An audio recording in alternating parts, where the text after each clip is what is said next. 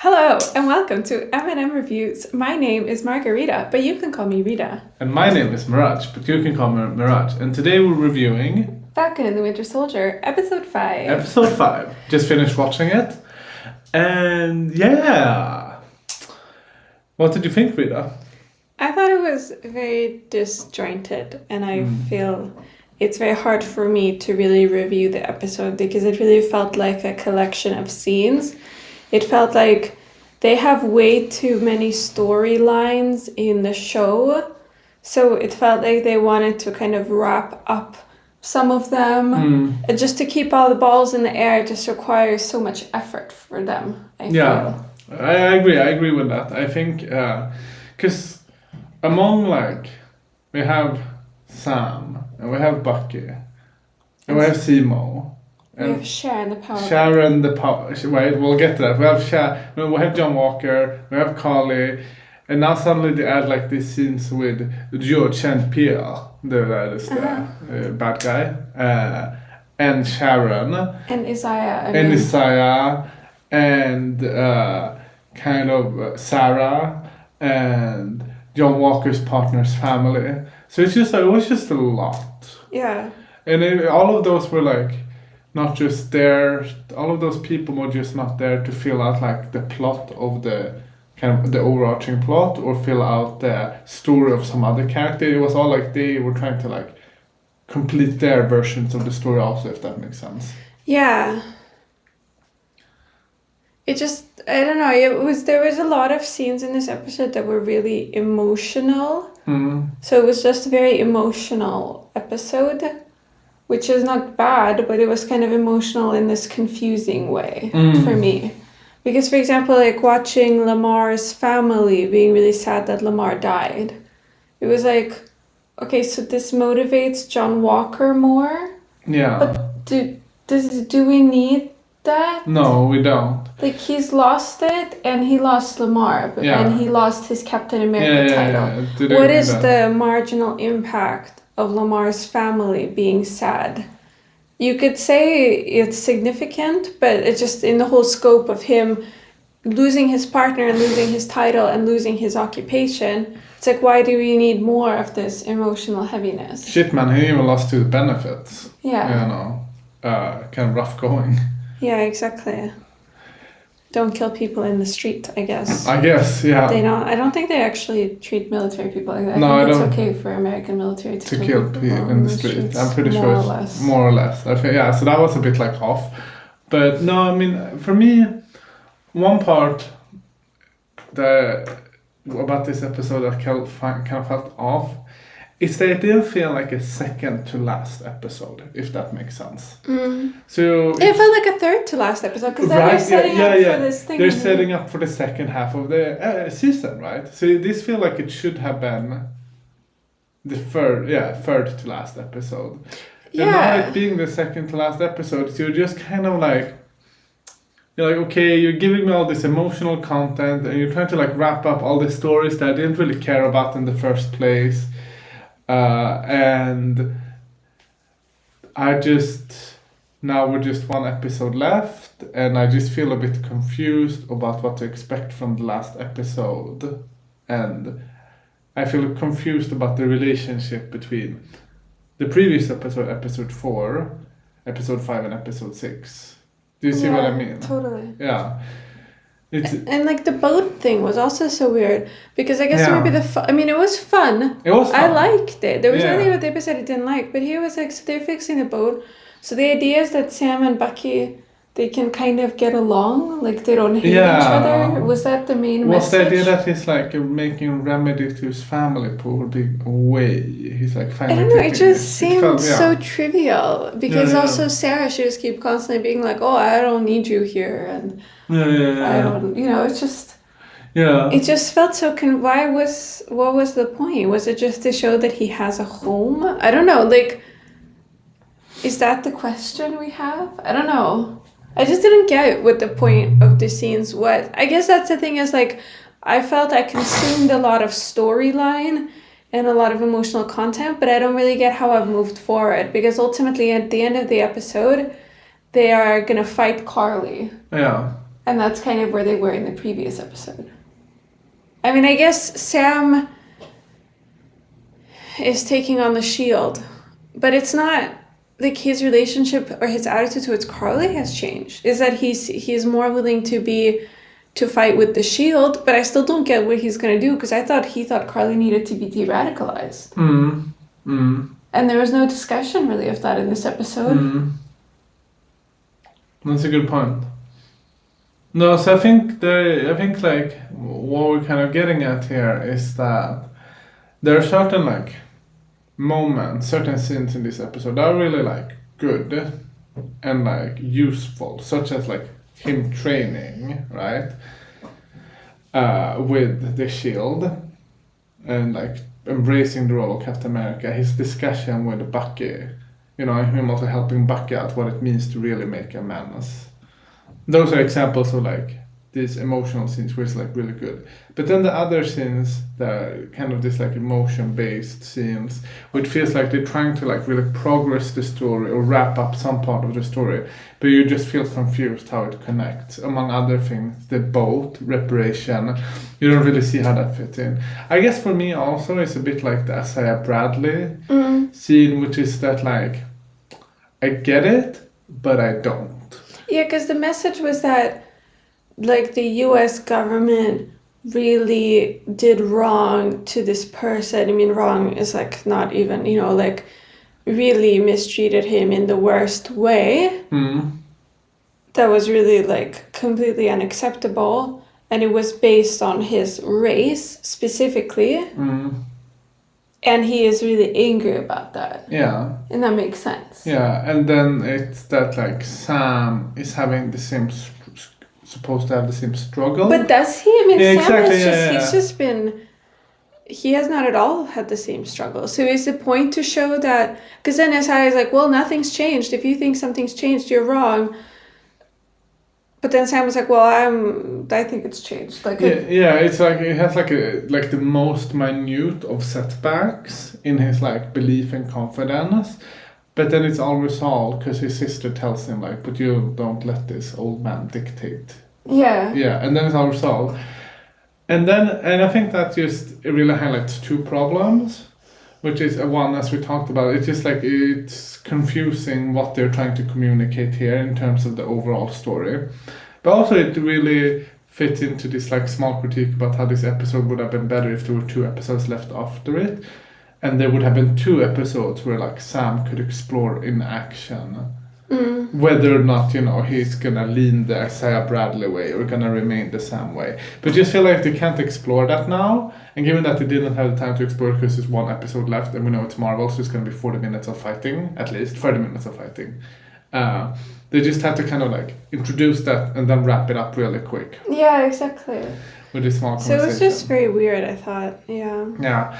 I guess like what we're reaching is that none of us really liked the episode as a whole, although we liked parts of it. I really enjoyed most of the episode just watching it. Yeah, me too. I really enjoyed it, but I don't like the episode. I didn't get what was the point of it. Yes, I think that's exactly how I feel. I mean, I like the buddy cop scenes fixing the boat. I liked him training, the montage. But even the training, it's like, so he's going to train with the shield one day. He's going to do some push-ups. What was the point of doing I think it was more than one day. I think some time elapsed. Oh, okay. Yeah. I think there was some time elapsed there. Okay.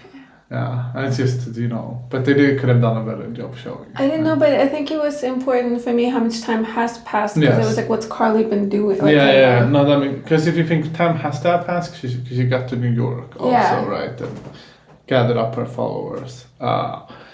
So, but no, they didn't do a good job. Okay, so she had been gathering up her followers in New York while he's training for like a few weeks or something. Yeah, I think that's supposed to be the point. Okay. Then I mean, I understand that. I didn't get that. No, so one thing I like, so a lot of the critiques we have been about like the structure of the episode, both internally and how it externally fits in with the other episodes. But I just want to critique like one point of kind of like content and substance. Although the fight in the beginning was really cool, I didn't like how they're doing Bucky. But perhaps they're holding on to the last episode, because we know from the post-credit scene that John Walker will be back because he's building his own shield, so they're keeping him around. He's for sure going to come back in the last episode. And I just really want to see Bucky fuck up John Walker, you know. Really see him tap into that Winter Soldier. Because I felt in the fight he was being such a pussy, you know.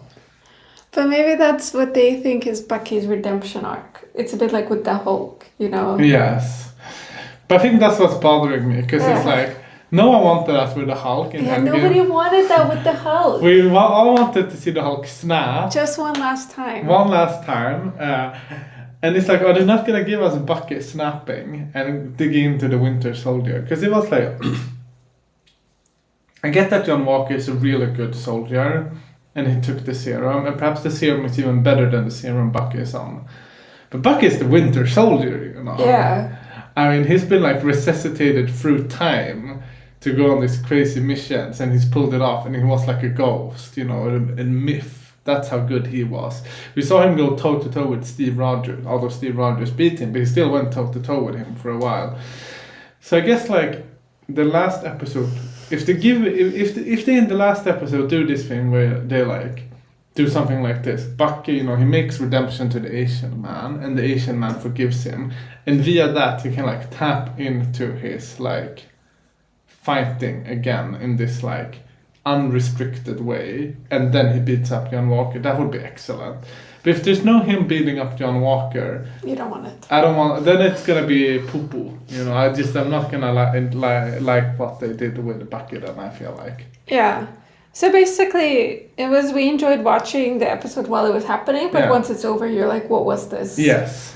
And why? Yeah. Yeah, and it's just not a lot of positive things to say about it, except that I really thought the acting was very good throughout the whole episode by everybody. I agree. I really enjoyed the acting. I felt I also thought that the writing of the lines in a way was really good, because like everything they wanted to show was very compelling. Yes.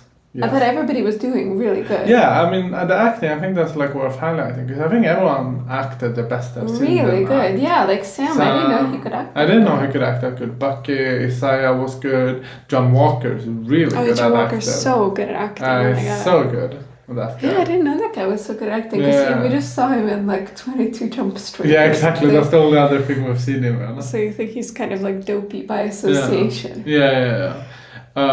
Quickly before we go, I don't get the Sharon thing. I don't get the Sharon thing either. I don't get why they're doing this at all. Is she the power broker?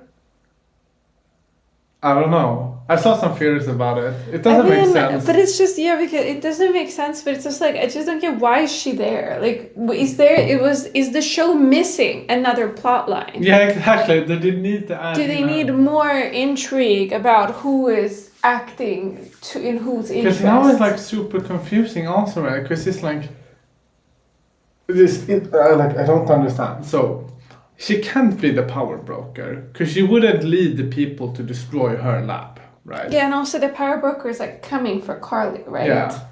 So she can't have sent Carly help if she's coming for Carly. Yes. But why would she send the person who wants to kill Sam? I don't get it. I just don't understand what she's doing in the show. Yeah, I want her out of the show. Yeah, me too. I want her gone. Yeah, me too. I just want that erased. Yeah. And it's just also like, do we need this guy who's gonna try to kill Sam specifically now? Yeah. Is that just the setup for why Sam is gonna have to kill Carly? Because, you thought that she could be reasoned with, but now she got this guy who has the suitcase of fancy weapons. But won't like Sam's new suit be made of vibranium? Yeah. Like in this, That's gonna be cool, though. Yeah, it's gonna be really cool. Oh yeah, wait, one more thing. The cameo. Okay, so I mean, I didn't get excited for this cameo. I didn't, because I learned my lesson from WandaVision. But I feel like I've learned my lesson even more, because I was like a bit more excited about the cameo than what it turned out to be, because now it's just the lady from Seinfeld, and she came, and she said some lines. Perhaps she's like a Marvel character. I don't know. I mean, I know Marvel comics. I've read Marvel comics, but I've never heard about the character. But I'm not an expert, so she could be a character who I just don't know of. That is like cool and special. But I felt like the cameo was very underwhelming. It was like, so I'm never gonna have my expectations up for a cameo again. But I also didn't get the point with like with John Walker. It's like, so why do they need to make him so complex? Because it's like now, it's like, oh, he's married to this lady who like really cares about him apparently, and he's like lost his best friend, and he's Captain America and he doesn't want to give up that title, and now he's like, you know, taking the serum, and now he's gonna be like targeted by this lady to join some organization. It's just, I don't get like, you know, I just don't get like the whole thing with him. They're building him up like so much. So it's like, is he gonna be like a big focus, and like, is he's gonna be in the movie or something? Yeah, I think that's why. But like, I don't know. No, I don't know what the critique is here. I'm not sure if I'm agreeing. I really like the character. And I like the character, complex. But I'm saying it's just they have too many characters that are too complex in the show. Yeah, perhaps. I mean, just the trade-off in terms of minutes. His complexity comes at the expense of others. Yes, I mean that's true. I mean, I think they could make him a bit less complex. Like they could have taken away the scene where he's like consoling the family of his partner. So why does he have a wife? I don't get like the wife thing. I think the wife is there to show that he's not racist. Yeah, but that's what I thought was really tacky. Oh, okay. I just don't think they want to make him a racist villain because it's like easy for him. It would be easy for him to be that, right? But I think it would be a bit too much if it was that. Well, if you're married to like a Latina lady, does that mean you're not a racist? No, but you know, it's by proxy to some extent. Yeah. Anyhow, I didn't get my point. I don't get who the Seinfeld lady is. Did you get that? Like what she? No, I don't know the Marvel comics. No, but do you even? Well, obviously she wants to recruit him. To what? Where? To be like a super soldier, you know. Is she part of the government? No, I think she seemed like she would be more part of some sort of like nefarious, you know, like a Hydra type thing. Hydra type thing. Okay. But not even Hydra, like, you know. Bad rapport kind of thing. Yeah, one thing the MCU has to be careful with, I think personally, is they can't introduce too many like organizations that have existed underground now, because then you're just gonna feel like, okay, where were these people all before? Yeah. Because I mean, even I swear, even I felt like that a bit with Agnes in WandaVision, because I was like. So where were you when, you know, the Thanos things was going down? Because you can clearly sense power, like immense power, and you're drawn to it. So, but I could see that, okay, perhaps she's just a loose character, whatever. But then with Isaiah Bradley, I'm a bit like, okay, they buried him. But did he bury him so deep that Tony Stark couldn't find out about this? Do you know what I mean? Did Nick Fury know because Tony Stark, this? he has all of Hydra's materials from when he stole them from the ship. And he stole all of the US government material, basically. So, it just, you know, so I would be a bit careful. But they have to bring in new people somehow. But I mean, they can just bring in new people, you know, they just don't have to make them have this like existing history. Yeah. So that's one thing I hope they don't do. But anyhow, so yeah, the episode is like the conclusion is that we liked the content, but we thought the structure, both internally and how it fits in with the rest of the show, made it, in hindsight, be a bit meh. Yeah, I agree with that. Thanks for watching, and, you know, stay tuned for our finale review. Yeah, and like and subscribe.